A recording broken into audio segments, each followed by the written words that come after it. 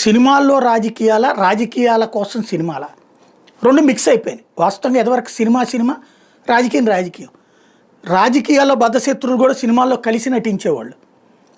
అలాంటి సిచ్యుయేషన్ నుంచి ఇప్పుడు సినిమాలో నటించాలి అంటే రాజకీయంగా ఈ పార్టీ వాళ్ళు అయి ఉండాలి. ఈ పార్టీ నాయకుడు విమర్శించారంటే ఈ సినిమాల్లో ప్రవేశం ఉండదు. పవన్ కళ్యాణ్ని కానీ విమర్శించారంటే మెగా కుటుంబానికి సంబంధించిన సినిమాల్లో ఛాన్స్ రాదు. అదే బాలకృష్ణ విమర్శిస్తే నందమూరి కుటుంబానికి సంబంధించిన సినిమాల్లో ఛాన్స్ రాదు. అదే వీళ్ళని విమర్శించే వాళ్ళని విమర్శిస్తే వీళ్ళ సినిమాల్లో ఏదో ఒక పాత్ర వస్తుంది. అలాగే బాగుపడ్డటువంటి వాళ్ళు కూడా ఉన్నారు. ఇదే ఇప్పుడు ప్రకాష్ రాజ్ రైట్ చేస్తున్నటువంటి పాయింట్.